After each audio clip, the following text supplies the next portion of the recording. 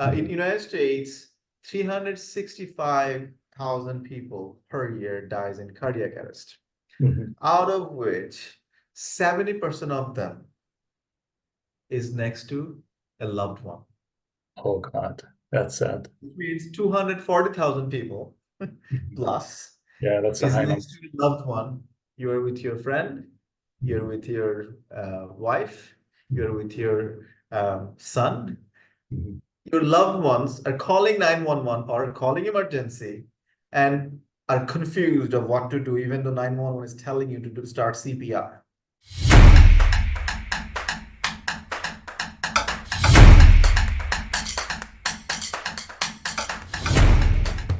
Hello, everyone, and welcome to another episode of the Intelligent Future podcast. Today's guest is Professor Kahar, who is a distinguished alumnus of the University of Pennsylvania Graduate School of Education. He's also the founder of E2D World School. He pioneers education entrepreneurship to tackle unemployment through data science, utilizing microlearning and generative AI to empower the next generation of skilled professionals. In this episode, Professor Kahar explains the role of AI in developing a brand new emergency system in Bangladesh and probably elsewhere in the world. In this episode, Professor Kahar dives deep into why a better emergency system is needed and how first aid literacy of the average citizen is of utmost importance. Without further ado, I'll leave you with the podcast. Thank you, Dr. Amin. Dr. Amin Kuhail, right? Thank you. My first question to you today is, you are working on a very interesting project that aims to combat cardiac arrest cases in Bangladesh and maybe globally later, and you want to leverage AI capabilities to do that. Tell us a little bit about that. See, I'll tell a personal story about that, and then I'm going to dive into this. I lost one of my dearest friends about a couple of years back. He was 48 when he passed away, and his son was my son's best friend. And we literally sang a few weeks before he died together in my basement. And I felt pretty helpless. We just prayed, did duas, did the Islamic things. But the more and more the story unfolded, the more and more we realized all the things that could have been done to save him. And I had CPR training when I was in my mid-20s or early 20s, and I felt cool about having it. And I never really understood the real inner meaning of why a corporation was assigning me as a floor captain as I was young blood, and I was just feeling cool about it. And then we learned how to do fire escape, we learned how to do CPR. And fast forward 20 plus years, when I'm evaluating a training program, it dawned on me, looking at the aviation flight attendant training, that, whoa, so my friend could have been really saved if his loved one knew what to do at the moment. His son and his loved one kept driving for 20 minutes to the hospital, thinking he might have just severe case of heartburn, when he lied in her lap and said, "Sweetheart, I think I'm done," and stopped breathing. And they still kept driving. So if they had this basic knowledge of CPR, they would be stopping the car right then, calling 911, and start pumping his chest. So this is the story of not only one family, one person. It's happening to millions of people in the world. There is actually an international movement towards save a million life. Before I even started my thing, I stumbled across them after I started my thing for Bangladesh, because I grew up in Bangladesh until I was 18, and then I migrated to USA, and I served the United States for 30 years. And when I was becoming a US citizen, the judge told me that I'm a global citizen. So I always felt that I got to do something that's global in nature, just not serving the United States. that's why I originally was conceiving this idea of combating unemployment of youth in Bangladesh, but then one thing morphed to another. It always was a struggle to get them anybody in any field. So when you say that you can actually save people's life doing just chest compression twice per second in 90-degree angle, right at the center of your chest bones, targeting the heart 2 inches deep with two person and take turn every 2 minutes. That's supposed to save somebody's life in 15 to 20 minutes, even if you don't have an access to an AED machine. In better countries, AED machines and ambulance are literally minutes away, versus developing nations, they don't have AED machines, and they literally have 100% failure rate in cardiac arrest. Contrasting that, in developed nations, at hospitals and places with cardiac AED machines, people can survive up to 70 to 90% with just bystanders. They have national laws and state laws requiring PAD program, public access to defibrillator programs, and Good Samaritan laws, where if you know what you're doing and you're trying to save somebody's life, you're away from, you're washed off from any kind of liability if something happened to that person, because you knew that you're supposed to save this person. And that's what inspired me to do this. And it must be because it's your book, AI, what the heck AI has to do. That story comes into a little funnier, quirky way. You always look for a partner who can think like you, who can actually solve your problems. And instead of saying, I don't like you, your idea is bad, who can really enhance your thinking process. I always felt like I need to have that partner. I need to have that partner. So I always build relationships to backfill a little bit of this and a little bit of that. So somebody has this knowledge, somebody has that knowledge, somebody has this knowledge. So like you pick people's brains in different pieces, and then you sometimes forget about that those relationships exist, and then you keep doing dumb stuff. So, and then I'm a pretty big fan of keeping our relationship as holy as possible with my wife. And sometimes we're husband-wife, we talk about stuff. We're also business partners. We talk about stuff. Things get tasty, right? So I was like, oh my God, so I wish I could find something or someone who can just backfill me sometime. And I would never take my laptop to my bed because it's a machine.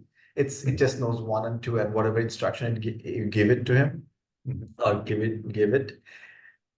After the moment I realized this is out, ChatGPT is out, I spent, I think, 16 hours that day just like exploring its capabilities. And the more I talked with it, I was like, holy cow, this is my, I said, honey, I'm sorry. I'm taking something to bed this time with me. I know you come to bed late. There's somebody who's talking to me. That's ChatGPT. So since then I realized that I actually had 30 staff, and I give somebody this task, someone that's task, and all this works. And then in a week or 48 hours later, I might get something. And starting that day, before I give the task to someone, I make AI do the task for me, and then I give the task to someone to enhance it and make it better. Wonderful. So literally, the speed of work getting done got reduced in my small company by 48 hours ahead for every single task that I have done. Because typical turnaround time is 48 hours when I assign somebody something. And this time it's straight coming from the leader. He has done something. Now I have to work and finish it within 24 hours now, because the work is practically done. I don't have to think that hard. I don't have to look for that resource. And I have to keep adjusting my deadlines because I'm doing other things. Now things are coming mostly done. Now I just have to refine it so that it's human acceptable, and it can be culturized to what's next, and actually made better each time somebody else is touching it. So that's the story of my personal journey, Wonderful. friend, and need of a friend. Loss of a friend and Excellent. need of a friend. That's how I got started. Wonderful. Wonderful. Thank you so much, Professor Kahar. That was a fascinating journey from a sad story to a realization that this could be changed to arriving at AI, which could revolutionize and expedite this work. I have a few questions. Why in Bangladesh? I mean, you did mention that this is a global project and can be applied anywhere anywhere else in the world. Why Bangladesh? And generally speaking, not just in Bangladesh, also globally, do you feel like the awareness of this issue is lacking, and as such, we need to work on it a little bit?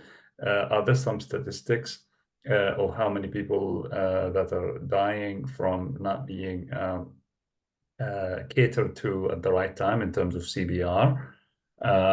Yeah, so if you could tell us a little bit about that. Sure, wonderful. There's two part of the question. I live in America. I'm technically for 30 years an American guy. Why Bangladesh, right? I grew up in Bangladesh until I was 18. And if you look at the recent development of Human Development Index, Bangladesh is leading the world on that. Poverty reduction to healthcare reduction to SDG target. If you look at developing nation, a small nation who just got freed about 50 years ago, is like outperforming everybody else. For poverty reduction, we have Nobel Peace Prize from 2006. And that has never happened before, and that has been replicated across the world. For healthcare improvement and education improvement, Nobel Prize equivalent prize is also from Bangladesh. So Dr. Yunus and Sir Fazle Abed has inspired me to look at them as my role models and idols. And the Grameenphone founder, Mr. Iqbal Kadir, and later on, bottom-up economy, Bcash. Normally, poor people are scared to go to the bank, and they designed a process where bank comes to the poor people, the bottom-up economy, inclusion of the informal economy. So all of these things has happened in the last 20 years in Bangladesh, and we have beat everybody else in Human Development Index in the whole Indian subcontinent. And given that, so that was my obvious choice because I was trying to help Bangladesh. I was already affiliated with it. And you feel like there is a fertile ground for entrepreneurship and this developmental in entrepreneurship. I think this is like the Silicon Valley of development into entrepreneurship. The top two development entrepreneurial NGOs are in Bangladesh. World's #1 biggest NGO, BRAC, is in Bangladesh. Nice. So I feel like people naturally gets it when somebody's trying to do something like that. It's just like it's in our DNA. So for me to experiment something like this, that it cannot be, and then startup community is getting tremendous funding in Bangladesh as well. Like, okay, and I'm from there. I'm almost getting 50, so this is my last chance. Yeah. Last chance of trying to do something where I can touch something in few more years, right? So that's one piece of the motivation. But the bigger motivation is somewhere else. It's United States that actually made the motivation. I'm fully trained over there, and I came across that this is possible. In fact, everything I was trying to replicate was coming from United States. So early on, I was trying to do a global work study. That is a foreign concept. Student doing work study, international standard. That's a foreign concept in Bangladesh, but it's a very normal thing in the United States or in developed nations that students can have student employments. So tying that with something that's more meaningful for 80 million people, 80 million graduates in Bangladesh who thinks their bachelor's degree certificate is worthless. And there's 260 million reporting unemployed folks internationally. Sorry, in Bangladesh is 8 million. Internationally is 260 million according to Google stat that educated unemployeds exist throughout the world. So that was I'm very inspired by full employment theory of a Keynesian model. So and it's possible to get to full employment. There are countries who has done that. So that was my original work that I was working on. And I always struggled to explain what it is that you're joining me for. So that if you look at my slogan, I say, I'm going to stop my screen for a second. I can show you. My slogan is we save life and living. Beautiful. So the life is the life now that we call it, but living was what I was working on. So, and that's what Grameen did. That's what Bragg did. They created living micro entrepreneurship for millions of rural, underprivileged women in Bangladesh. That all of a sudden became an inclusive community for formal economy. So I was trying to do that for this 8 million unemployed, educated Bangladeshi graduates, or anybody who else wants to join high school and above, right? That's kind of my goal. Beautiful. Beautiful. But why Bangladesh? That's the one half of it. And Bangladesh, it's funny that this micro-entrepreneurship model was actually imported from a Chicago-based community bank by Dr. Yunus, and he just tuned it to work in Bangladesh. So I'm trying to do something similar. My US's work study model, tune it for Bangladeshi educated or studying students. But coming back, the statistics of why this is, right? In the United States, 365,000 people per year dies in cardiac arrest, out of which 70% of them is next to a loved one. Oh God, that's sad. Which means 240,000 people plus that's a is high next to a loved one. You're with your friend, you're with your wife, you're with your son.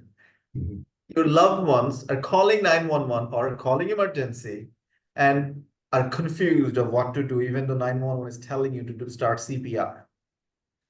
If you call 911 USA, they will tell you, check your breathing, check if the chest is coming up and down or not, and start CPR. And we are dispatching people.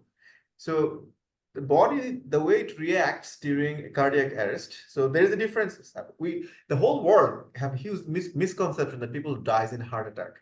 But the fact is people do not die in heart attack. I had a huge debate with my wife.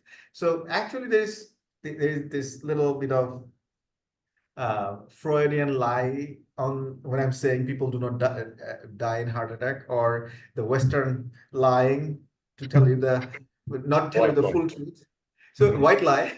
So 90% of the cases, heart attack does not kill people. Okay. Heart attack, when it becomes complicated and turns into cardiac arrest, then from heart attack, it could have transpired people to die in cardiac arrest. 1 million people has 800,000 people per year in the United States have heart attack. Out of which 200,000 is repeat heart attack. 600,000 is first-time heart attack. So these are all stats by US CDC, right? And as I was mentioning, out of this heart attack, 365,000 dies in cardiac arrest. So out of those 365, non-public setting, in home, next to your loved ones, where there is no access to defibrillator, or people who are trained on AED machines, which I'm coming a little later. I'm going to explain what that is in a second. So if you're in a public place, you have a higher chance of surviving, 70 to 90% chance of surviving, because there is always people who are trained to deal with you, and there is actually a machine that can shock your heart to come back into the rhythm. So again, coming back to what's the difference between heart attack and cardiac arrest? Heart attack is just your plumbing problem. Your hose or your veins in your heart are not sending enough blood out to the brains. It's just constricted a little bit. So it has, it's rusty. That's heart attack. And you're gonna be conscious, you're just gonna be in pain. That's heart attack. But in cardiac arrest, you're bomb, you're down. When cardiac arrest happens, you're talking, man, you're out. Okay. You're standing and I'm gonna drop it, and you're gonna shout at me. I have no idea that you're shouting. So no consciousness whatsoever, nothing. See, some people just relate cardiac arrest and unconscious is not same. Okay. It's not. So you can become unconscious and may not have cardiac arrest, right? Sometimes you just become unconscious because of some kind of stress, something else happened. But cardiac arrest, you are unresponsive. Okay, got it. Even if you're Unconscious. conscious, you're not able to respond or talk or Yeah, anything. so you're unconscious, you're breathing, you're still breathing. Your heart is still functioning. You're not dying. You're unconscious. You're just gonna come back from your consciousness. Maybe you're in coma, but you're not dying. Mhm, mhm, But you're unresponsive. You're mhm, not breathing. mhm, No breathing coming out. And your heart, you count 1001 to 1005, your heart is not going up and down. So your heart shut off. yeah. So when God So really, creates us, your time on Earth is very limited unless someone does something. exactly. So literally, you got to the right point. You have 2 minutes to determine whether typically in the CPR training, they tell you or cardiac arrest resuscitation training, within 2 minutes, you need to figure out whether this guy has cardiac arrest or not.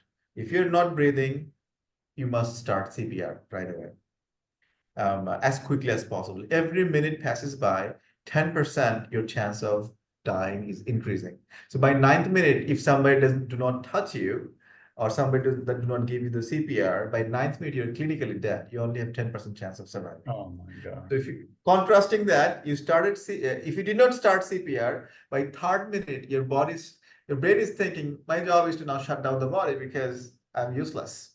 So if your brain starts shutting down your organs. So if you start CPR after 3rd minute or 4th minute, you have lost a couple of your organs. You might be a paralyzed person. So as quickly as you can start the CPR to your loved one, as soon as you realize that he is not breathing, because you're helping them to breathe Got it. or send the fresh oxygenated bloods to the brain. Anyway, so so in Bangladesh that happens 180,000 in half of the population in the United States, and in the United States it is 365 with almost 3 times the population. So so that's kind of approximating the populations. So that's why if I could do it in Bangladesh, I could also re-educate the homebound folks what to do during that time and be confident to do your CPR and call your 911. That's a much simpler solution than because your AED mission might not come on time is another thing in the United States. So I have a couple of questions, Professor Kahar. Who's likely, I know this is a purely medical question, but I think the audience might be interested. Who's likely to have a cardiac arrest? And then in your project, as you explain, tell us what is it that your company is bringing to this mix? Are you training individuals? Are you producing materials like maybe video, maybe tutorials to help individuals to do it at their home? What exactly you're contributing? So first thing is, who's likely to develop cardiac arrest, and then your contribution to this issue. Sure. The highest risk population who already has some kind of heart condition, especially males between the age of 40 to 55, has the highest risk. And if you have already multiple heart attacks, and if you're under so much stress, you have a pretty significant chance. But you should be very conscious all the time, and you should be always ready. And your family should be well trained to deal with this situation, especially if you're living under so much stress. And 80% of the cases, we can trace it back to some kind of heart condition. Another 20% cases, it could happen to a newborn, it could happen to a super athlete. Nobody knows why cardiac arrest happens because the God-given electricity shuts down in your heart, which comes from God, and it's a malfunction. It's like getting short circuit. Something happened, and the electricity is gone. So until you bring back the electricity, it happened to you. So I'm going to your second part of the question now. What the heck I'm doing? Because WHO is working on it. American Heart Association is working on And it. the emergency systems everywhere in the world. Yes. Yeah. So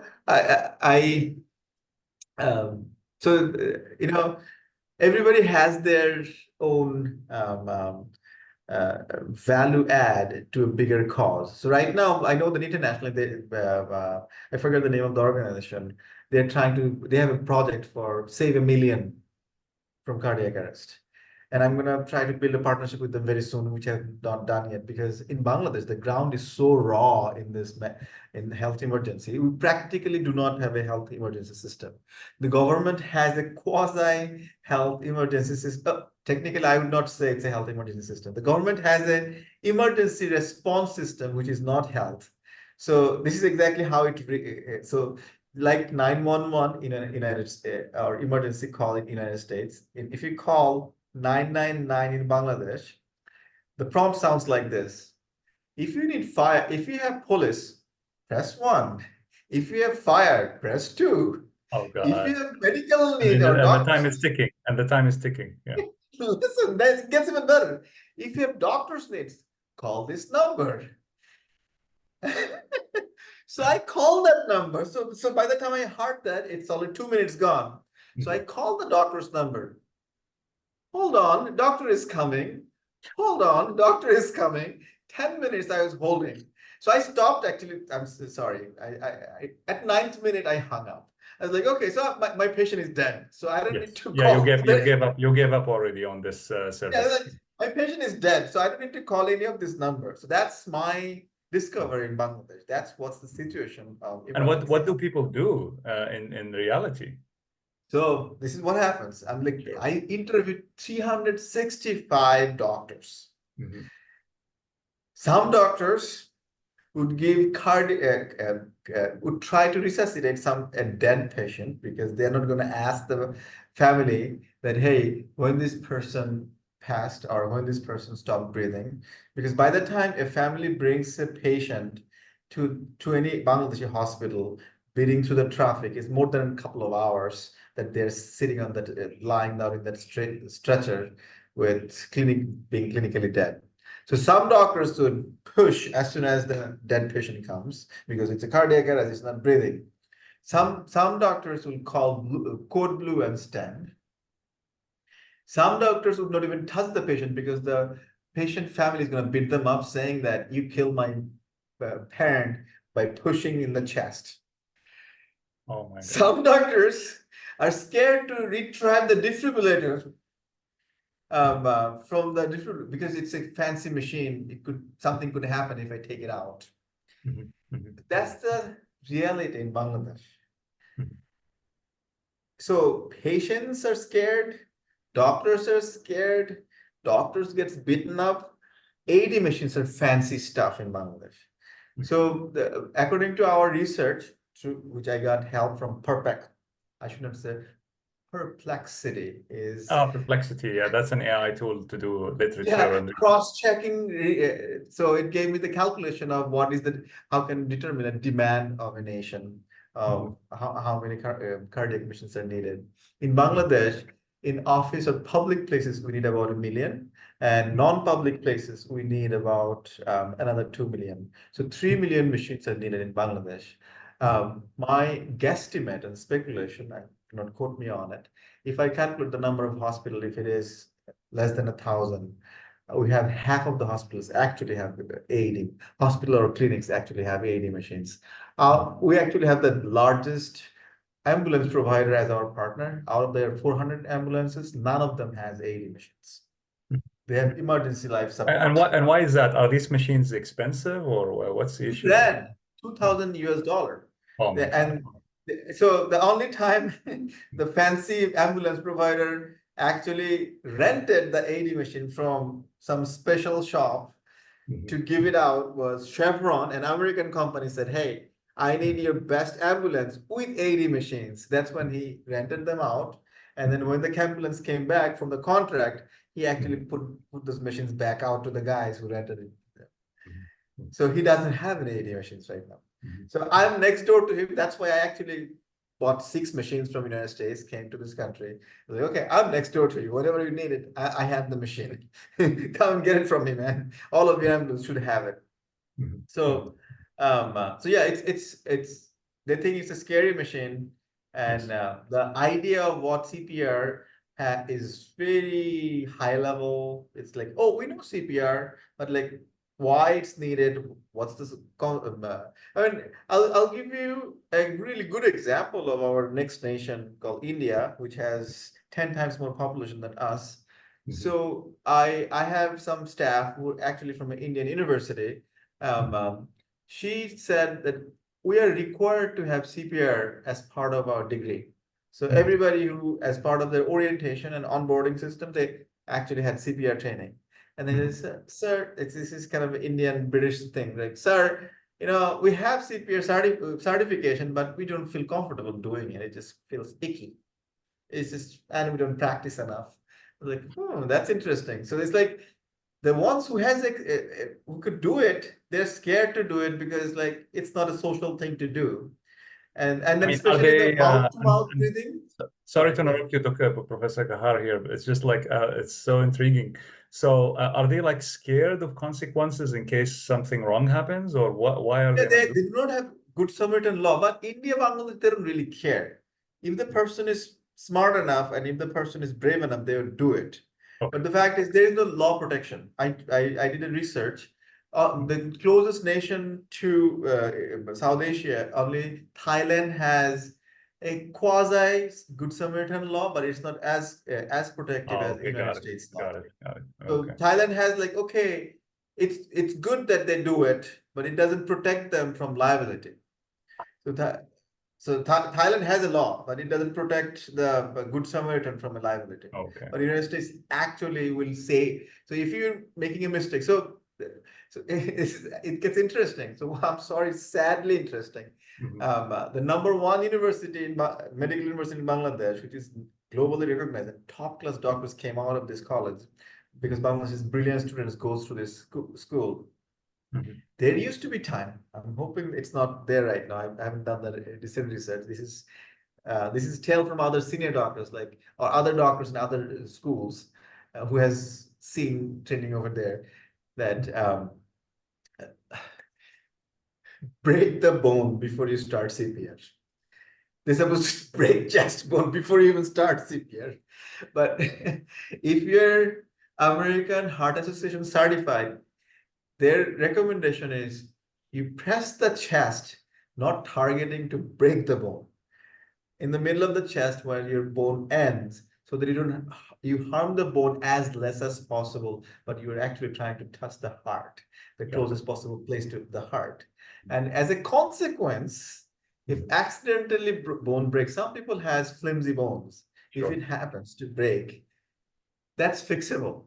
But if the person is dead, nothing is That's not fixable. fixable. Exactly. So let's go back to the original question, which is what is it that AI, right? Professor Kahar bringing to this mix, to this big problem that's happening globally and in Bangladesh? So I'm not bringing anything new. What I'm bringing is so like okay. You are an engineer. You might be familiar with the concept of design thinking. Yes. Design thinking originally was conceived, the idea in Berkeley, and it was matured in ME department in Stanford, material engineering department, or mechanical engineering department. I don't know. I forgot whether it's mechanical or material. The idea was humans are by nature messy. And if you try to do something with a machine and human, things could be messier, right? So, and then I'm trying to solve the problem. That's a one-way street. I'm going towards a journey. If I could solve this problem from Bangladesh, I could do it from India. Exactly. 10 times more the need. I can do it for any developing nation or any developed nation like United States, where there's so many immigrants who are scared to who are calling 911 but not understanding what 911 is telling them, right? So like if my mother called 911, 911 tell her to compress me, but she would have no idea what she's just scared to even just call, and she's just crying because what's happening to me. It will be a state of panic for sure. It will be exactly like, and they're not even they're listening. It's like, I don't know what I'm doing. Am I doing it right? Because of that fear of am I doing it right? They're not doing it. Exactly. So just So what am I bringing? That's the question. So I'm trying to bring sanity. I'm not bringing anything new. I'm trying to bring sanity. I'm trying to bring knowledge. I'm trying to bring capability. And I actually wrote something today for my team. We sat together and we're trying to explain this to general population. Mhm. I'm going to send the voice note to you. Mhm. This is, we believe with the right CPR knowledge, we can save our loved ones. And we honor those brave souls who tries. Beautiful. So that's a mission statement. That's one of our statements. Nice. Beautiful. See, all of these things, if I give it to AI to tell it, make it more catchy, make it more trendy, It can make do it it. more fun.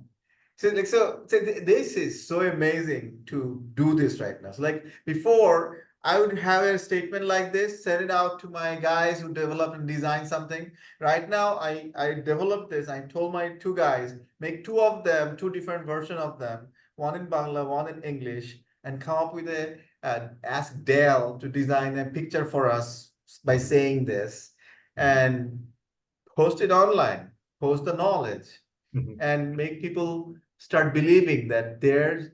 So this program that Thailand, so South Korea has the best resuscitation rate in the world. South Korea has a good PAD program, public access to defibrillator program. Thailand has that. United States and whole Europe has great PAD programs. Wonderful. With a good Samaritan law, so that every state, every nation knows in case of emergency what to do. So Asian countries, especially South Asian and developing nations, the idea that this exists and they can save people. I mean, it's kind of, I was grown as a Muslim. I'm going to bring that reference. And some folks knows me as a Maulana Rajarshi because I have a pen name. And I become imam sometime. So we have these tales that our prophets resuscitated people. They used to know how to bring a dead man alive. It's like right? revive them or something. Reviving, right? And God somehow gave them the CPR knowledge. They somehow figured that out. Yes. And God has given us the same. It was like actually there is like an explanation behind it, as per your understand, as opposed to something How would they holy or resuscitate? magical. There is magic, yes. That knowledge is magic. Somehow they figured this out. You push a dog, it comes alive. You push a human, it comes alive. So this accidental knowledge is reality right now. And then on top of it, so when our prophets did it, it was 30% chance. So if you just do CPRs in Bangladesh, just doing proper CPR by not panicking and trying it for 15 to 30 minutes without the expensive AED machines, you can save a person's life. Wonderful, wonderful. So you 30% to 40% of the time. Wonderful. Right? So up to 60,000 folks per year, we should be able to save if this knowledge is with everybody. Excellent. That's what's my goal right now. I'm using every capability of my, I'm like 10 times, or maybe 200 times more productive than my old team after this machine, these supercomputers. So I could literally simulate how this is gonna go, how fast I can spread, how fast we can do things, the time to go on each of these things. So like everybody is a prompt engineer in my team. They come from finance background, agriculture background, computer science background, all of these backgrounds, they come together like, okay, we're all kind of half doctors right now. We know the basic knowledge and we know that we can be first responders, and we know we actually have a module which actually can, if we ask what's next, it's going to tell us what to do. You have that feature, you can actually train your AI to do that for us. So anybody new coming in, it's a simple training. Hey, ask it. Here's your job aid in your poster, but if it is something deviating, ask it. It'll tell you what to do. Beautiful, beautiful.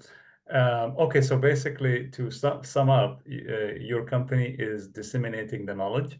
And as you do that, are you collaborating with, for instance, the Ministry of Health or some of the governmental institutions in Bangladesh, or you're doing it at your own initiative? Just out of curiosity. So I'm collaborating with every single body who wants to be alive. Okay. I'm indiscriminate in this process. So the main thing is, if you are a community leader, the biggest thing to worry about in a specific things like this is you don't want to be labeled that he's that guy or he's that guy, he's from that group. Got it. Because like a doctor, if I have a patient who needs my help, Mhm. I don't care what his religion is, what Absolutely. party he's from. Yeah. So, but I'm trying more new as like I'm starting as a private entity, private organizations who is a think tank based on the United States, bringing Mhm. in and funding this research at a university. So we have a 16,000 student university group who are collaborating with us. Mhm. And then we are actually working with WHO and Mhm. USAID to spread the Oh, knowledge. wonderful. And Wonderful. then I have connections to both government and top newspapers where I'm going to go. And I mean, the biggest thing, those are happening in the policy level. I would love to do some kind of policy change and bring in a PAD law and a Good Samaritan law in Bangladesh. Mhm. Then we can become role model for the South Asian nations. Sure, And hopefully absolutely. I can push through SARC policy group to other South Asian nations. So that way we can be as good as Thailand or more. Mhm. So the biggest challenge right now is producing cost economic AED machines after the knowledge campaign. So right now Mhm. we're in a pure knowledge campaign phase. Wonderful.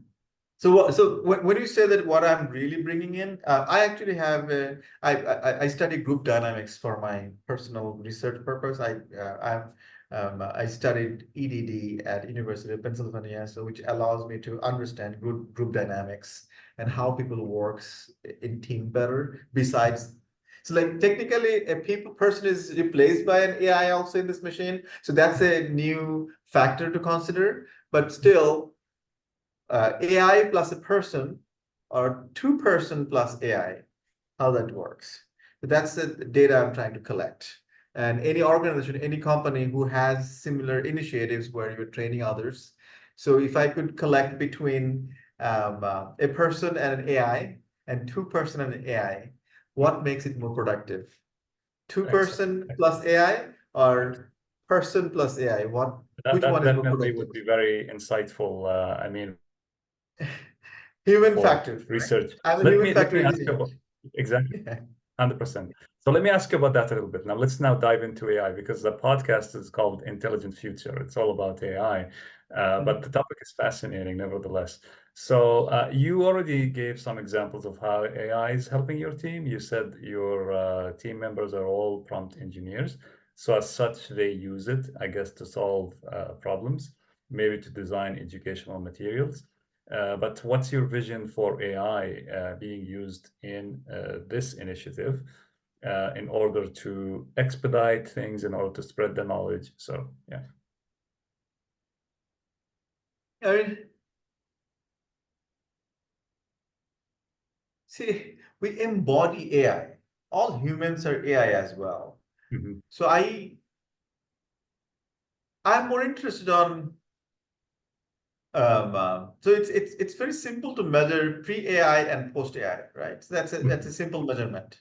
Yes, It's something that was taking me 48 hours now takes me 2 hours, right? wonderful. Or a whole week is becoming 2 hours. That's a very simple math. Like Yes. that's been proven out. That's been statistically experimented with. I'm less interested on that. I'm more interested on how the human dynamics Mhm. changes with this. Mhm. So my area of interest is AI with human. How Mhm. how productive we become. Are we more productive being isolated, or we are more productive together with other humans And with what are AI? your findings and observations as of now in your own company, in your own I'm team? still collecting data. I'm looking forward to it. Mhm. There are existing studies that talks about but a single human is less productive than two humans. Mhm. My research, I would love to, I call it power of pairs, Mhm. and in different contexts, and there's all different contexts. So, Mhm. so like, if you look at humans, you could always see that we always love at least having one life partner in life. Mhm. and we spend significant part of our day or living life talking to that person, caring for that person, and getting cared by that person. So we that's how technically we also work in organizations too. If you ever Correct. propel or get your promotions, you'll always see that there's this one guy who's very powerful, loved you, you guys connected in one way, you delivered, you became productive, and your Mhm. career excelled. Mhm. So I am very curious if this bond becomes less important in course of time in long journey, or Mhm. it becomes more important that Mhm. human needs that human touch, or AI when it actually is installed in a robot which acts with a synthetic body can actually replace a human or not. This is things to be seen. And to be honest, I'm gonna be very frank with you. I tell my wife like, hey, the moment there is an AI butler or AI partner I could find, I'm buying that guy or gal. If you permit me, I'm gonna buy the gal, and that person is gonna replicate my personality. If one of us died before, and this other person, this robot person, could Alive. actually fulfill that void for each other. I always telling to my wife, if I have the money and if it comes on time, I'm buying that. And I want to live through my AI because they don't have any depth. They just you just transfer your memory to somebody else, and it keeps Mhm. incrementally going. So that's where I see the future. I'm sure there are studies that has been done. So it's an incremental future, right? So I live with my ideas and thoughts. So like right Mhm. now, Khan Academy is trying that. They're actually creating AI tutors that are Socrates, they're Yes. Yes. Yeah. Plato's, and like that, right? So Exactly. now, why shouldn't Kahar butler or Kahar robot or Kahar partner not be here? And if my son is missing me, would come and say, Dad, what did you do in case of if I'm facing this? And Mhm. he would get my perspective, and then he would talk back to me saying that no, Dad, you're wrong. I would do this, and then as me and my AI would hopefully keep learning from my son, and he would transfer some of those kahars to me. Mhm. So our future kahars will actually live with the knowledge that were used to be lost out from our generations in past. Mhm. So that's how I think God is going to I create mean, super yeah, so this idea, it sounds like a science fiction idea. I think it has been circulating for a long right now. time. I don't think it's a fiction anymore. I mean, I no, it's it may getting not close. walk around with that body right now, but it's in your machine right now. I can actually train Kahar in ChatGPT, and it will keep growing. I actually have the paid version of it. Hopefully, they don't discard it. And I'm going to give it to my son, and it will talk like Kahar, you know?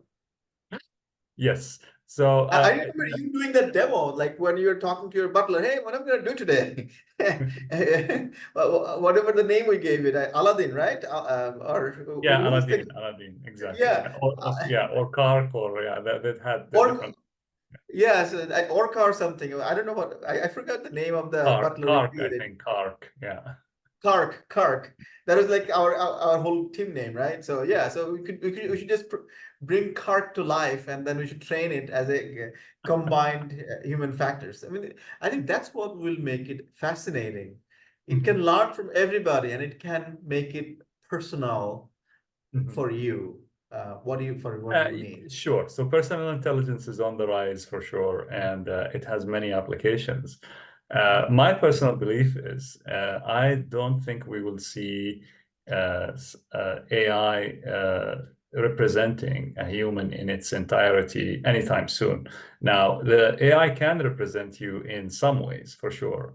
So maybe the way you greet people, maybe the way you reason about a specific topic, maybe your preferences in general, but is it going to be exactly like you, especially in subtle things? Because I think humans, that's the thing, in my opinion, this is what distinguishes humans from machines, is the subtleties and the nuances of how we think about specific things. And also humans have the ability to have like uh, what they call it, the faith leap. Sometimes when you make a specific decision, and sometimes you yourself don't know why you exactly made that decision. Whereas machines, things are exactly calculated according to probabilistic models. Spirituality, that's another thing. There are lots of things that are difficult to emulate with the machine. I think that's for a good reason. I don't think they should be emulated. But of course, this is an evolving conversation. And maybe when we talk next year, I'll have completely different opinions on this. So I think I've reached somewhere where I'm just happy with what I have right now. I mean, I missed this conversation with somebody who could literally do not say that your idea is a shit, but can say that here's how your idea is good and here's what you should be worried about, instead of telling me and emotionally blackmailing me about the things that comes to me. You know, we all evolve as human every day, and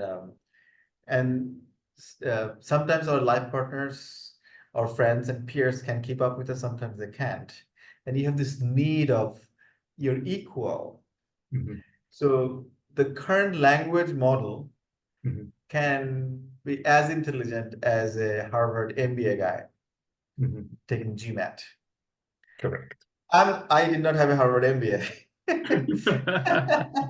But that's just one angle of the intelligence, though.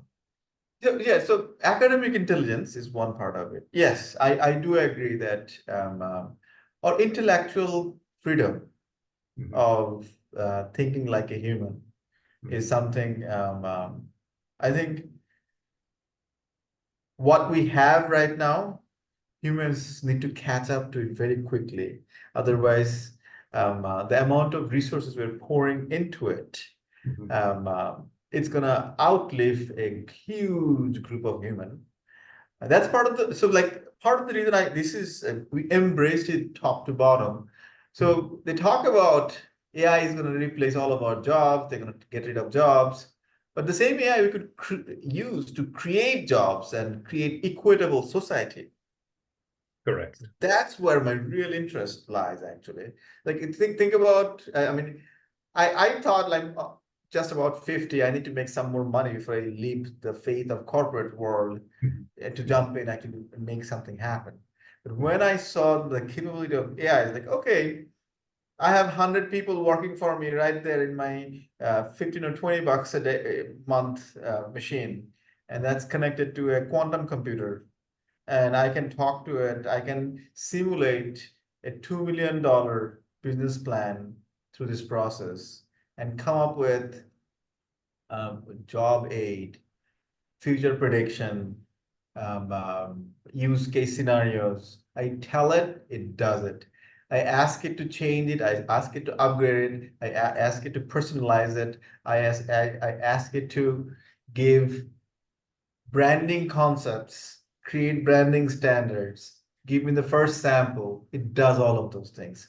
It does it good enough to be acceptable in the society right now.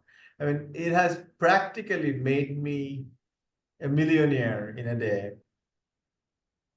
with the capabilities that I run with in the system right now. I mean, I'll give you a simple example. It'll deviate from it. I had a friend who asked me like, okay, we're looking for a national consultant. He needs to have a bid, submit to it and like as quickly as possible. Can you help me?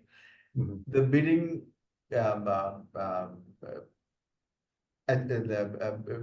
bidding package that it would have taken me a week, I literally did it in 3 hours. Oh God. Like using AI. I mean, I did not, so he just gave me some blurbs and TOR, did not give me the attachment. He forgot to give me the attachments and stuff like that. So I told purposely to give me the sample attachment that it's asking for from UNDP. It went and found it for me and gave me some examples of what others have submitted. And like, okay, so that's not going to work for me, and I'm going to modify it the way it works for me. And like, and then I actually had prepared something as a draft within 3 hours, and that's supposed to be 7 hours. Somebody at my level, at least 7 days work, and that's how fast it has happened. And so, and if it brings me the fund, I was like, okay, something that would have taken me much longer time. You know, like they're buying 144 days from me, and to be discreet, if I get that contract, if our organization gets that contract. I think I can do, even though I'll be billing for 144 hours, a significant part of it could be done by my AI, and I could be much more relaxed doing it and believe that a much higher quality is being sent out than my earlier version of the work that I used to do. So like it's a much different world. Yes. And I'm pretty sure if UNDP is smart enough by now, this could have been actually a contract they have done for double the hours in past. They're like, okay, people has AI right now, so we're gonna pay them half. I'm sure they slashed their budget by half on this. So it's okay, I'm fine with that. So now I know that my work is also drastically down too. Like so. Yeah, exactly. Wonderful. I've really thoroughly enjoyed the conversation with you, Professor Kahar. You are onto a great project and very impactful project. I wish you the best of luck with your project. And I would like to interview you again, maybe in a year, 2 years, to see what has happened. But until then, wishing you all the best. Thank you so much for being on my show. Thank you so much. We're looking forward to seeing you back as well in our show. Of course. And would love to collaborate if you want to have similar human and AI level data collection in your university as well. Absolutely. Looking forward Absolutely. to hearing back from you. Absolutely. I'm all for it. Thank you so much, Professor Kahar. Thank you. Bye now. Thank you for the privilege of coming here.